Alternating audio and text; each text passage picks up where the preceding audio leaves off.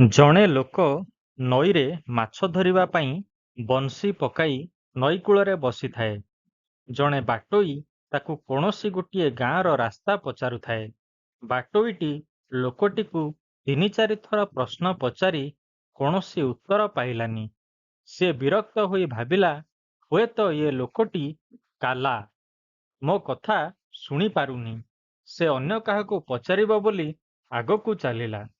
କିଛି ସମୟ ପରେ ବଂଶୀରେ ଗୋଟିଏ ମାଛ ପଡ଼ିଲା। ଲୋକଟି ମାଛଟିକୁ ଟାଣି ଆଣି ବାହାର କରି ରଖିଲା।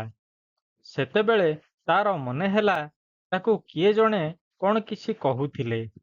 ସେ ଚାରିଆଡ଼କୁ ଅନାଇ ଦୂରରେ ଜଣେ ଲୋକ ଯାଉଥିବାର ଦେଖିଲା।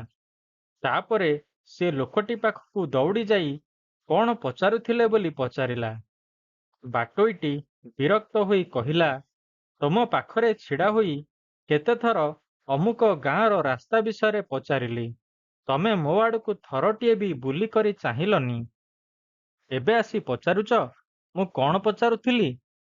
ବଂଶୀ ପକାଉଥିବା ଲୋକଟି ହସିକରି କହିଲା, ମୁଁ ବଂଶୀ କଣ୍ଟାକୁ ଅନାଇଲେ ଆଉ କିଛି ଦେଖିପାରେ ନା କି ଶୁଣିପାରେ ନା, କାରଣ ଅନ୍ୟମନସ୍କ ହୋଇଗଲେ ମାଛର ଚଳାଚଳଟା ଜାଣିପାରିବି ନାହିଁ।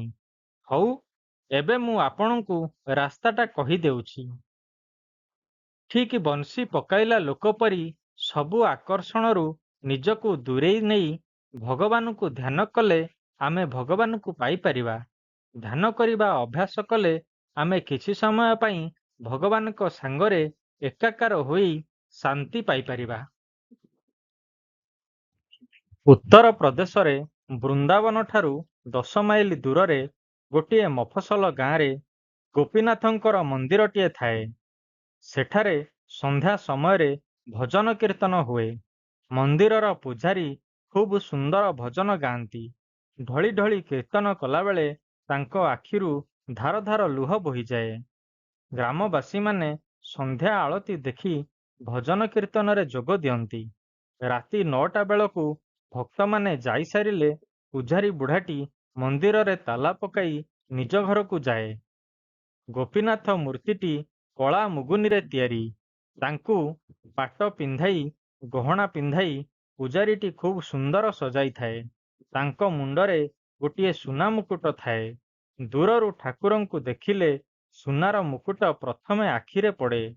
ଦିନେ ଗୋଟିଏ ଚୋର ସନ୍ଧ୍ୟା ଭଜନରେ ଗୀତ ଶୁଣୁଥିଲା, କିନ୍ତୁ ତାର ମନଧ୍ୟାନ ସବୁ ମୁକୁଟ ଉପରେ ଥିଲା। ସାରା ସପ୍ତାହଟା କିପରି ସେଇ ମୁକୁଟଟି ଚୋରି କରିପାରିବ ସେଇ ଚିନ୍ତା କରୁଥାଏ। ସେଦିନ ଭକ୍ତମାନେ ଯାଇସାରିଲେଣି। ପୂଜାରୀ ବାସନପତ୍ର ସଜଡ଼ା ସଜୁଡ଼ି କରି ଘର ସଫା କରି ତାଲା ଦେବାକୁ ଯାଉଛି। ଚୋରଟି ତାକୁ କୁଣ୍ଢାଇ କାବୁ କରି କହିଲା, ମୁଁ ଠାକୁରଙ୍କର ମୁକୁଟଟି ନେବି। ଭଲରେ ଭଲରେ ମୋତେ ଦେଇଦିଅ, ନହେଲେ ତୁମକୁ ଖୁଣ୍ଟରେ ବାନ୍ଧିଦେଇ ମୁକୁଟଟି ନେଇ ଚାଲିଯିବି। ପୂଜାରୀ ଦେଖିଲେ ପାଖରେ କେହି କୁଆଡ଼େ ନାହାନ୍ତି। ସେ ପାଟି କଲେ, ଚୋରଠାରୁ ମାଡ଼ ଖାଇବେ କିମ୍ବା କୌଣସି ଅସ୍ତ୍ର ଯଦି ରଖିଥାଏ ତାଙ୍କୁ ସେ ଆଘାତ କରିପାରେ। ସେ ଗୋଟିଏ ବୁଦ୍ଧିପାଞ୍ଚି ଚୋରକୁ କହିଲେ, ଠାକୁରଙ୍କ ମୁକୁଟଟି ତମ୍ବାରି ତିଆରି ହୋଇ ସେଥିରେ ସୁନା ପାଣି ଦିଆହୋଇଛି। ତୁ ସେ ମୁକୁଟକୁ ବିକି ବହୁତ କମ୍ ଟଙ୍କା ପାଇବୁ। ତୁ ବୃନ୍ଦାବନ ଚାଲିଯା। ସେଠାରେ ଗଛ ଗହଳି ମଧ୍ୟରେ ବଂଶୀର ସ୍ୱର ଶୁଣିବାକୁ ପାଇବୁ। ବଂଶୀ ସ୍ୱର ଶୁଣି ଆଗକୁ ଚାଲିଲେ ତୁ ସେଇ ମୁରଲୀଧର କୃଷ୍ଣଙ୍କୁ ଦେଖିପାରିବୁ। 8-10 ବର୍ଷର ପିଲାଟିଏ। କେତେବେଳେ କଦମ୍ବ ମୂଳରେ ବଂଶୀ ବଜାଏ, ପୁଣି କେତେବେଳେ ଗାଈ ଗୋଠରେ ସାଙ୍ଗମାନଙ୍କ ସାଙ୍ଗରେ ହସ କୌତୁକ କରୁଥାଏ। ସେଇ କୃଷ୍ଣ ଅନେକ ଗହଣା ପିନ୍ଧିଥାଏ। ସେଗୁଡ଼ିକ ଖାଣ୍ଟି ସୁନା। ସେଥିରେ ହୀରା, ମୋତି, ମାଣିକ୍ୟ ବି ଖଞ୍ଜା ହୋଇଥାଏ। ତୁ ତାଙ୍କୁ ତୋର ଇଚ୍ଛା ଜଣାଇଲେ ସେ ସଙ୍ଗେ ସଙ୍ଗେ ସବୁ ଗହଣା ଖୋଲିକରି ତୋତେ ଦେଇଦେବ। ଟିକିଏ କଷ୍ଟ କରି ତୁ ଯଦି ବୃନ୍ଦାବନ ଚାଲିଯାଆନ୍ତୁ, ତୋର ସବୁ ଦୁଃଖ ଦୂର ହୋଇଯାଆନ୍ତା। ତୋର ଜୀବନ ଧନ୍ୟ ହୋଇଯାଆନ୍ତା। ଚୋର ସବୁ ଶୁଣି ଖୁସି ହୋଇଗଲା। ପୂଜାରୀଙ୍କଠାରୁ ବୃନ୍ଦାବନର ରାସ୍ତା ବିଷୟ ଜାଣିନେଲା। ସେଇ ସମୟ ପାଇଁ ଚୋରଠାରୁ ରକ୍ଷା ପାଇ ପୂଜାରୀ ଘରକୁ ଚାଲିଗଲେ। ଚୋରକୁ ରାତିସାରା ନିଦ ହେଲାନି। ତାର ମନ କୃଷ୍ଣ ଦର୍ଶନ ପାଇଁ ଆଶାୟୀ ହୋଇ ଉଠିଲା। କୃଷ୍ଣଙ୍କଠାରୁ ଗହଣା ପତ୍ର ପାଇବ ବୋଲି ଅନେକ ଆଶା ଓ ଆଗ୍ରହରେ ସେ ସକାଳୁ ଉଠି ବୃନ୍ଦାବନ ଯିବା ପାଇଁ ସଜ ହେଲା। ସେଇ ସମୟରେ ଗାଡ଼ି ମଟରର ସୁବିଧା ନଥିଲା। ସକାଳୁ ଚାଲି ଚାଲି ଯାଇ ଖରାବେଳେ ବୃନ୍ଦାବନରେ ପହଞ୍ଚିଲା। ବିଭିନ୍ନ ଗଛପତ୍ର ଘେରା ଛୋଟିଆ ସହରଟି ବିରାଟ ଆଶ୍ରମ ପରି ମନେ ହେଉଥାଏ। ଗୋଟିଏ ଗଛ ମୂଳେ ବସି ସିଏ ବଂଶୀଧ୍ୱନ ଶୁଣିବା ପାଇଁ ଅଧୀର ଆଗ୍ରହ ଓ ସରଳ ବିଶ୍ୱାସରେ କାନ ଡେରି ରହିଲା। ଭୋକ ଶୋଷ ଭୁଲି କୃଷ୍ଣ ଦର୍ଶନ ପାଇଁ ନୀରବରେ ଅପେକ୍ଷା କରିଥାଏ। ହୃଦୟ ତାର ଆଶା ବିଶ୍ୱାସରେ ଉଛୁଳି ଉଠୁଥାଏ। ଶ୍ରୀକୃଷ୍ଣ ତାର ନିଷ୍କପଟ ବିଶ୍ୱାସରେ ମୁଗ୍ଧ ହୋଇ କିଶୋର କୃଷ୍ଣ ରୂପରେ ବଂଶୀବାଦନ କଲେ। ଅଳ୍ପ ଦୂରରୁ ଅତି ସୁନ୍ଦର ଶ୍ୟାମଳ କିଶୋରଟିକୁ ଦେଖି ଚୋରଟି ଦୌଡ଼ିଗଲା ତାଙ୍କ ପାଖକୁ। ପୂଜାରୀଙ୍କ ବର୍ଣ୍ଣନାର ବାସ୍ତବ ରୂପରେଖ ଦେଖି ଚୋରଟି ମୁଗ୍ଧ ହୋଇଗଲା। କିଶୋରଟି ସୁନା, ମୋତି, ମାଣିକ୍ୟର ଗହଣା ପିନ୍ଧି ରାଜପୁତ୍ର ପରି ଦେଖାଯାଉଥାଏ। ଚୋରଟି କହିଲା, ମୋତେ ତମର ଏଇସବୁ ଗହଣା ଦେଇଦିଅ, ମୁଁ ଏହାକୁ ବିକି ଭାଙ୍ଗି ଚଳିବି। କୃଷ୍ଣ କହିଲେ, ଏଇ ସାମାନ୍ୟ କଥା ପାଇଁ ତୁ ଏତେ ଦୂରରୁ ଏତେ କଷ୍ଟ କରି ଆସିଛୁ, ମୁଁ ସବୁ ଖୋଲି ଦେଉଛି। ତୋର ଯେତେ ଇଚ୍ଛା ସେତେ ଗହଣା ନେଇଯା। ଚୋରଟି ଗାମୁଛା ପକାଇ କୃଷ୍ଣଙ୍କ ଦେହରୁ ଗହଣା ଖୋଲିଲା। ଯେତେ ଗହଣା ଖୋଲୁଥାଏ ସେତେ ଗହଣା ପୁଣି କୃଷ୍ଣଙ୍କ ଦେହରେ ଭରି ହୋଇଯାଉଥାଏ। କିଛି ସମୟ ପରେ ଚୋର କହିଲା, ସେତିକି ଥାଉ, ମୁଁ ଏହାଠାରୁ ବେଶୀ ନେଇପାରିବି ନାହିଁ।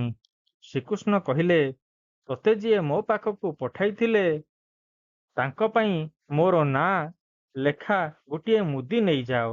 ଚୋରଟି କୃଷ୍ଣଙ୍କ ହାତରୁ ମୁଦିଟି ଆଣି ଗାଁକୁ ଫେରି ଆସିଲା।